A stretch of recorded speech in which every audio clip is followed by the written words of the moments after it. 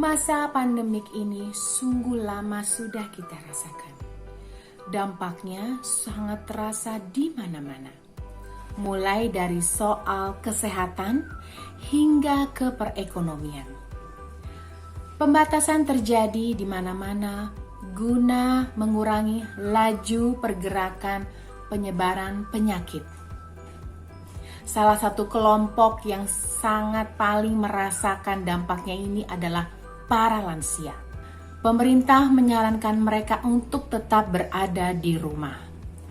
Tidak hanya itu, dalam hal beribadah, kelompok lansia juga masuk dalam situasi kerentanan sehingga mereka dibatasi untuk saat ini tidak pergi ke gereja sementara waktu. Situasi ini tentu dirasa cukup sulit bagi kalangan lansia. Nah, hari ini Romo Paroki berkenan menyapa para lansia secara khusus. Dalam nama Bapa dan Putra dan Roh Kudus, amin. Allah Bapa yang Maha Pengasih dan Penyayang, yang bertakhta di dalam kerajaan surga, kami bersyukur diberikan kesempatan untuk melayani-Mu Tuhan dengan keterbatasan kami. Kami mohon berkatilah kehidupan kami para lansia di paroki Pulau Mas ini. Berikanlah kami kesehatan dan jauhkanlah kami dari COVID-19. Berilah kami selalu semangat dan tetap setia melayani-Mu. Terima kasih.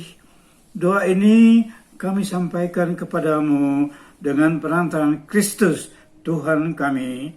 Amin. Dalam nama Bapa dan Putra dan Roh Kudus. Amin. Bapak Ibu yang terkasih, pada kesempatan kali ini kami akan mencoba menyapa, memberikan sapaan kepada para lansia. Kita ingin tahu bagaimana kabar mereka. Sebuah pertanyaan yang diajukan kepada mereka. Seandainya mereka bertemu dengan Romo, kira-kira pertanyaan apa yang akan mereka tanyakan kepada para Romo?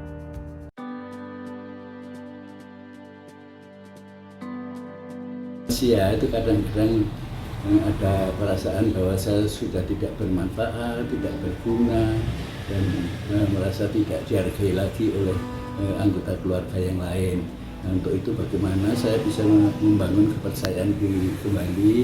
Nah, mungkin Romo bisa memberikan saran, pandangan maupun nasihat untuk kami. Pertanyaan pertama dari Bapak Budiono. Hidup manusia itu tidak hanya sekedar soal manfaat. Hidup manusia adalah soal nilai. Nilai itu jauh lebih luas daripada manfaat. Nilai itu lebih agung daripada manfaat. Saya mempunyai pulpen. Pulpen ini ketika masih bisa digunakan untuk menulis, ini dikatakan bermanfaat. Tapi ketika pulpen ini sudah tidak bisa digunakan untuk menulis, tidak ada tintanya, maka pulpen itu akan dibuang dan diletakkan jauh-jauh, digantikan dengan pulpen yang baru. Manusia bukan soal itu. Manusia sampai kapanpun tetap memiliki nilai yang tinggi. Nilai terbesar manusia adalah makhluk ciptaan Tuhan, dan manusia dicintai oleh Allah. Oleh karena itu, selama masih memandang hanya dalam asas manfaat saja, kita akan merasa minder. Tapi ketika sudah melihat bahwa saya ini bernilai sampai kapanpun, saya adalah makhluk ciptaan Tuhan yang sangat bernilai, maka saya akan selalu memiliki kebesaran hati di dalam hidup ini. Menjawab pertanyaan Pak Budiono, pertama-tama kita menyadari bahwa diri kita ini adalah bernilai. Nah, sekarang bagaimana dalam diri kita itu punya hidup selaras dengan nilai-nilai ini? Ada setiap orang pada masa tertentu, di masa hidup tertentu punya tugas dan tanggung jawabnya masing-masing. Titik tertentu kita punya tanggung jawab yang berbeda, Bapak Ibu punya tanggung jawab yang berbeda, yaitu mengalami hidup yang penuh syukur. Syukur diwujudkan dalam kesadaran akhirnya saya bisa merasakan berbagai macam karunia umur yang Tuhan berikan kepada saya. Akhirnya saya bisa merasakan perjalanan hidup dengan pengalaman yang berlika-liku di dalam hidup saya. Masa tua adalah sebuah gerbang untuk manusia mempunyai kemampuan melihat bahwa di depan ini ada sesuatu yang sudah disiapkan bagi kita.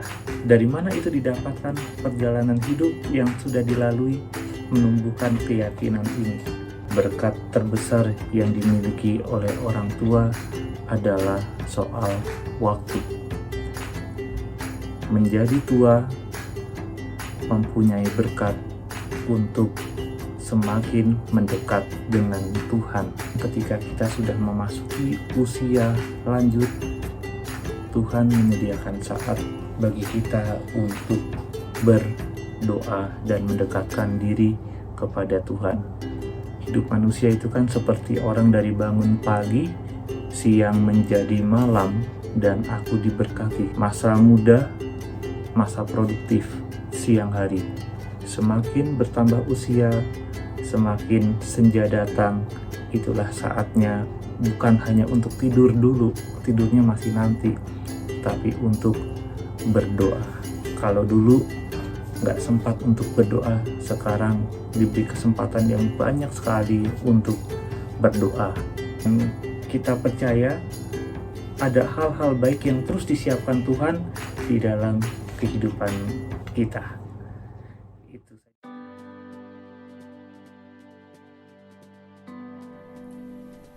Romo, saya mau punya pertanyaan untuk Romo.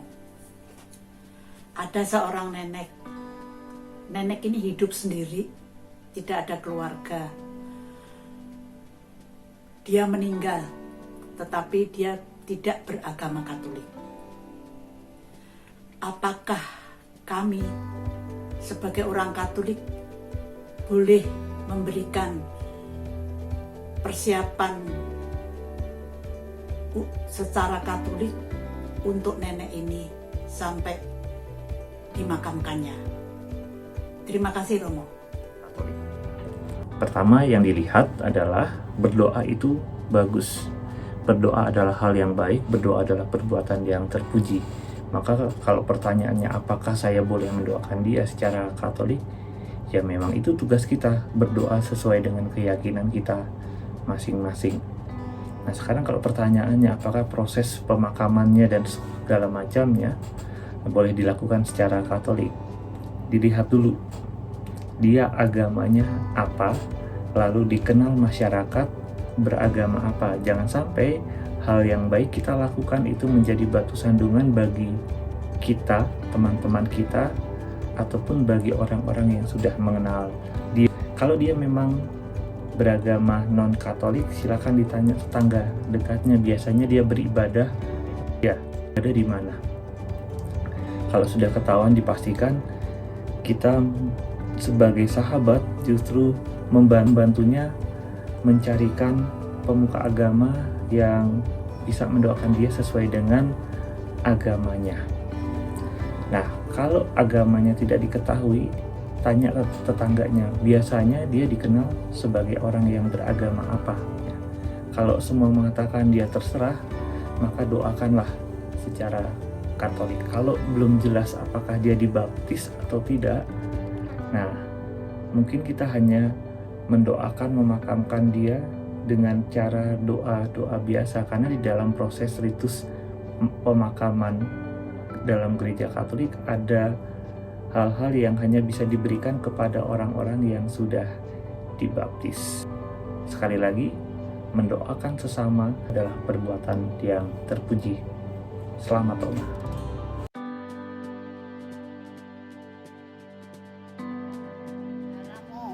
Saya kan sering ikut misa pagi. Tapi saya rindu mau komuni, menerima pasti. Kita semua lansia kalau bicara semua WA-WAan pada rindu semua Romo. Kalau bisa jangan dibatasin mau 60 ke atas boleh. Saya kan masih sehat juga mau. Tentang menerima komuni. Kerinduan untuk menerima komuni, merayakan Ekaristi tidak hanya menjadi kerinduan para lansia saja.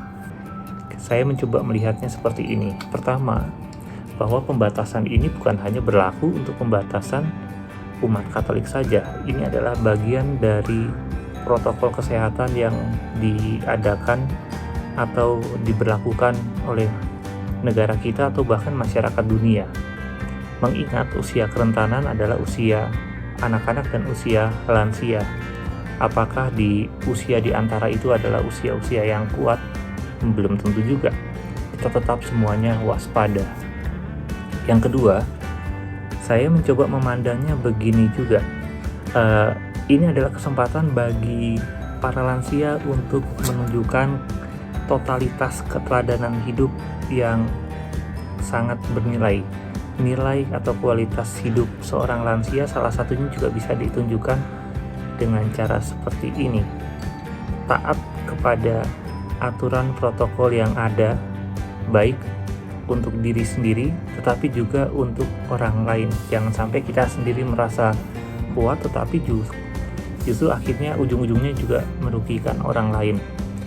Taat kepada negara atau taat pada protokol yang berlaku adalah wujud ketaatan kita kepada Allah, adalah wujud ketaatan kita sebagai anak-anak Allah. Ini adalah bagian lain dari perutusan sebagai murid-murid Kristus. Jaga diri sekaligus juga menjaga kesehatan sesama kita. Kita punya kualitas kesabaran. Kalau kesabaran ini sudah pernah kita lakukan, kita rasa pernah dilakukan, saatnya kesabaran ini sungguh-sungguh terwujud dalam kebajikan hidup.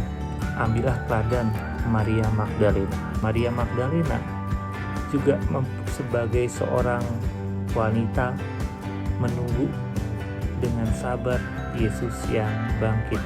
Dia berada di sekitar makam Yesus, dia berada di sekitar tempat Yesus dibaringkan.